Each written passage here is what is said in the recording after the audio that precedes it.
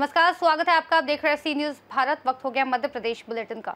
इस बुलेटिन में बात करेंगे धार की, जहां सरदारपुर में खरमोर अभयारण्य से बाहर के किसानों को मिली राहत। आगे बात होगी जुन्नार देव की, जहां जनसंघ के संस्थापक डॉक्टर श्यामा प्रसाद मुखर्जी की जयंती मनाई गई। ऐसी तमाम खबरों पर करेंगे विस्तार से चर्चा। जिले की सरदारपुर विधानसभा में खरमोर अभयारण्य का 348 वर्ग किलोमीटर क्षेत्र डिनोटिफाई किया गया, जिसमें सरदारपुर विधानसभा की 14 ग्राम पंचायतों को राहत मिली। इसको लेकर प्रदेश सरकार द्वारा राजपत्र भी जारी किया गया। उन्होंने न सिर्फ इसको लेकर लगातार पत्राचार किया, बल्कि संसद की विभिन्न सत्रों में भी इस मुद्दे को प्रमुखता से उठाया था। केंद्रीय राज्य मंत्री एवं धार महू लोकसभा क्षेत्र सांसद सावित्री ठाकुर, भाजपा जिला अध्यक्ष महंत नीलेश भारती ने मुख्यमंत्री डॉक्टर मोहन यादव का विशेष आभार जताया। केंद्रीय मंत्री सावित्री ठाकुर ने क्या कुछ कहा, सुनिए।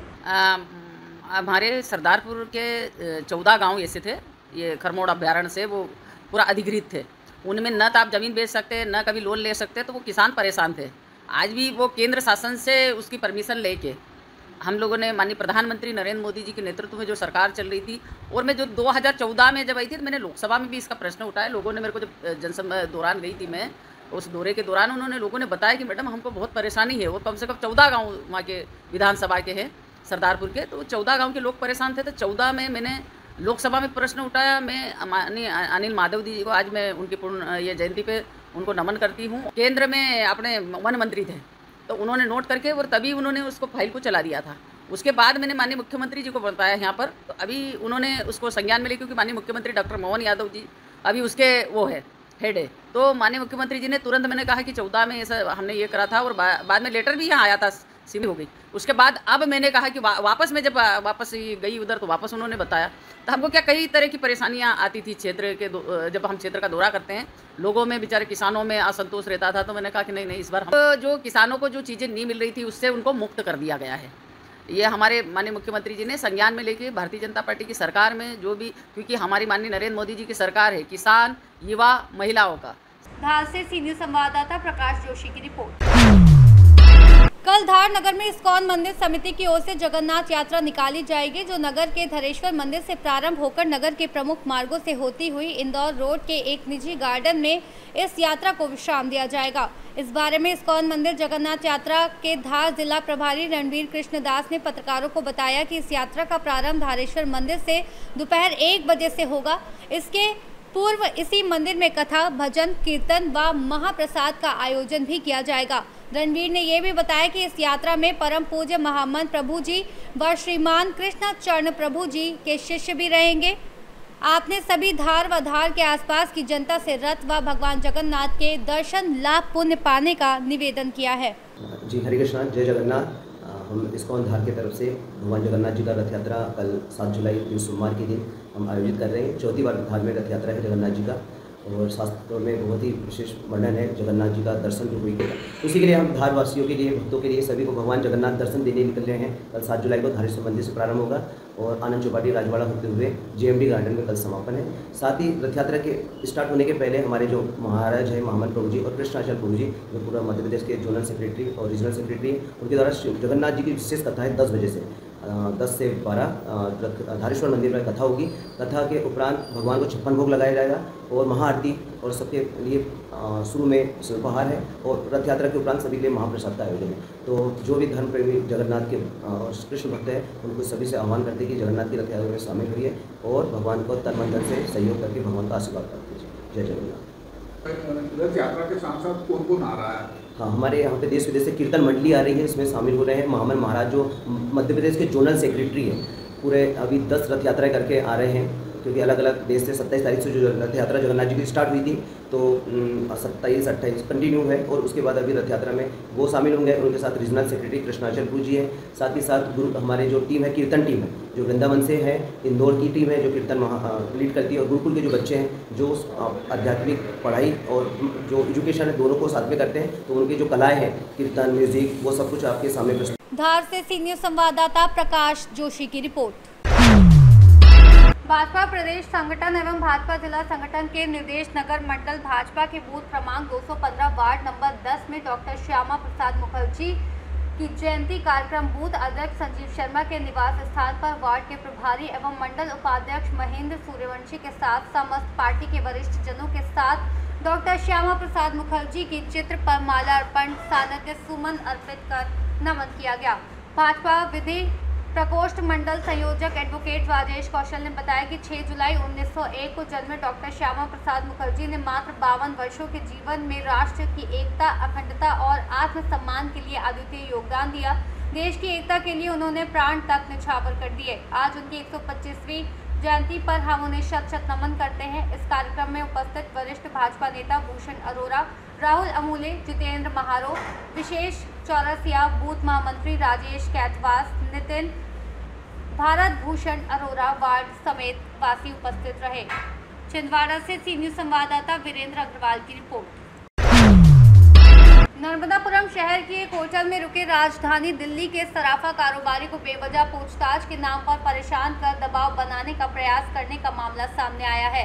इस पूरे मामले में एसपी ने 4 पुलिसकर्मियों को निलंबित कर दिया है। ये कार्रवाई पुलिस अधीक्षक डॉक्टर गुरकरण सिंह ने व्यापारी की शिकायत पर की है। बताया गया कि दिल्ली निवासी शराफा व्यवसायी रविंद्र वर्मा ने आरोप लगाया था कि 30 जून की रात 3 अज्ञात लोग पुलिस वर्दी में आए थे। इन लोगों ने उन्हें जबरन कार में बिठाकर अज्ञात जगह पर ले गए।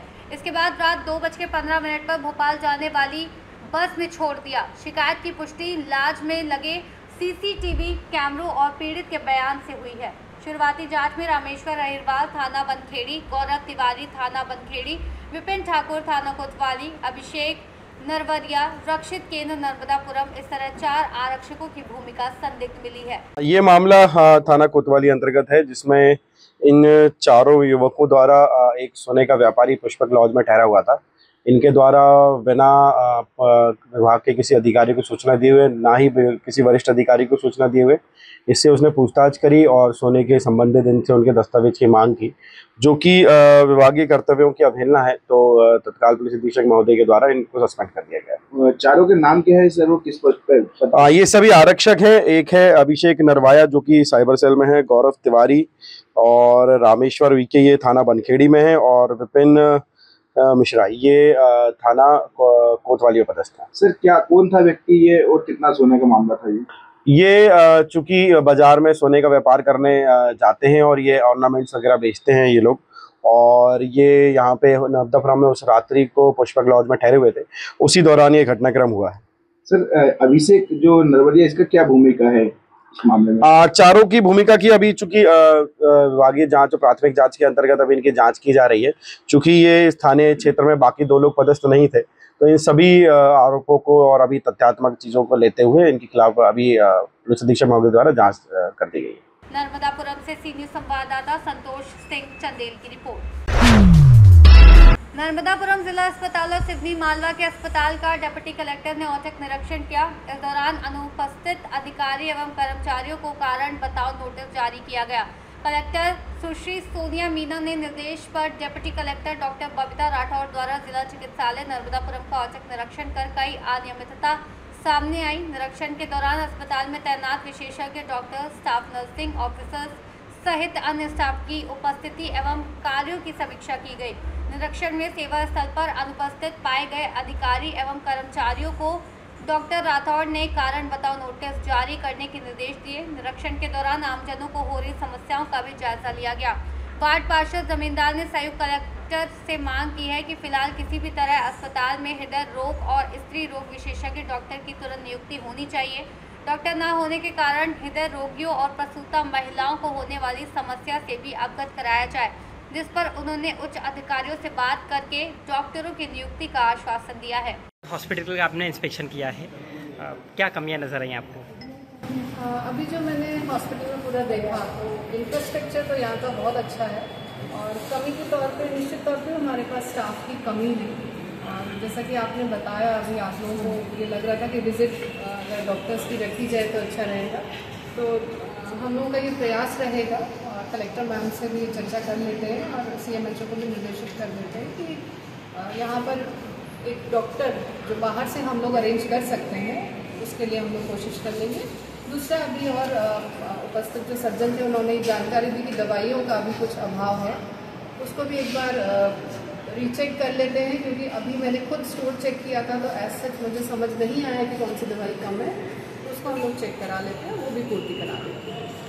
नर्मदापुरम से सीनियर संवाददाता संतोष सिंह चंदेल की रिपोर्ट। आज पन्ना जिले में उस समय सनसनी मच गई जब पवई जेल में निरोध कैदी की मौत हो गई। परिजनों के अनुसार मृतक हरिराम चौधरी, जो दमोह जिले के बिजवार का रहने वाला है, जिसको शिकार के आरोप में वन परिक्षेत्र महोंद्रा के अमले द्वारा 30 जून को उसके घर से गिरफ्तार किया गया था। मृतक की पत्नी ने बताया कि जब वह मंगलवार को महोंद्रा में पति से मिली तो उसके शरीर में घाव थे, घुटने में पट्टी लगी हुई थी। पत्नी ने मीडिया को बताया कि वन विभाग के कर्मचारियों उसके पति की तथा उसे पवई जेल में बंद कर दिया। परिजनों ने आरोप लगाया कि वन हमले की पिटाई के कारण हरिराम की मौत हुई। जेल पवई परिसर में आज सुबह से ही हजारों लोग पहुंच गए, जहां तनाव की स्थिति देखी जा रही है। मौके पर पवई एसडीएम, एसडीओपी सहित सैकड़ों पुलिस बल मौजूद रहा। मामला ये होता है कि हमारे समाज के एक व्यक्ति का जो शिकार के मामले में उसे वन विभाग वालों ने लगातार 2-3 दिन इतनी ज्यादा मारपीट की। महोंद्रा वन परिक्षेत्र का ये मामला है और उसके साथ मारपीट करने के कारण कोई गंभीर चोट उसके लग गई है और जिसके कारण उनका मेडिकल करा के अस्पताल जिला जेल पवई जेल भेज दिया गया था, जहां उपचार के दौरान उनकी मृत्यु हो जाती है। उसके परिजनों ने भी हमें बताया, हमने भी बॉडी देखी है तो उसको गंभीर चोटें हैं। उसके साथ इतनी प्रताड़ना की गई, मारपीट की गई है, क्योंकि एक्चुअल में ज्यादातर एक तो हमारे वर्ग के लोगों के साथ अत्याचार होता है, खासकर गरीबी। इस देश में गरीबी सबसे बड़ा एक अपराध है। गरीब व्यक्ति को न्याय मिलना हमें नहीं लगता कि सिस्टम में आसान है। आपको क्या समझ में आता है किसने मारा है? बिल्कुल ये हत्या है, मृत्यु नहीं है, ये हत्या है। पूरी तरह से उसके फॉरेस्ट के कर्मचारियों द्वारा उसको इतना ज्यादा प्रताड़ित किया गया, कोई गंभीर चोट लगने के कारण उनकी मृत्यु हुई है। और हम शासन प्रशासन से न्याय की मांग करते हैं और यहाँ पर हमारे पूरे समाज के साथी और सभी के लोग साथ में, जब तक यहाँ कोई जवाबदार कर्मचारी अधिकारी आकर लिखित में आश्वासन नहीं देगा और मीडिया के सामने आश्वासन नहीं देगा कि इन दोषी कर्मचारियों पर कार्रवाई होगी, तब तक हम लोग यहाँ से हटेंगे।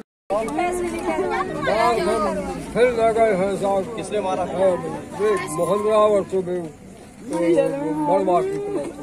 मारा है, बिल्कुल छोड़ो नहीं है, मार का ले गए, हमारे लड़का को देखो भैया उधर ले गए, अस्पताल तक नहीं मिलो जावे के लाए गोली केस करते मारते थोड़ी मारा है, मार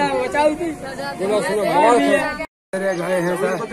हमको जो मिला है भारतगार, इनने सामान हमारे नहीं हमको मिला है, पुलिस आए हैं, हम लोग हैं गाड़ी कैसे उतारा है, इनने हमको उतार करके हमने दमान को पारा है। क्योंकि हम साजे गए थे हमारे कैसे, और इनने मारा है। और क्या कहा इनने हमारे को ले जा करके ले जा करके हो ना, हम सर खड़े थे, इनने हमने हमें बुला करके हमारे दस्तखत करवा थे, हमारे बच्ची के हमने दस्तखत नहीं कराया। इनने हमको गेट के बाहर रेंजर डिप्टी में हमको भगा दिया है। पन्ना से सीनियर संवाददाता मोहम्मद रफी की रिपोर्ट। इस बुलेटिन में फिलहाल इतना ही। देश और दुनिया की तमाम बड़ी जानकारियों के लिए देखते रहिए सी न्यूज़ भारत।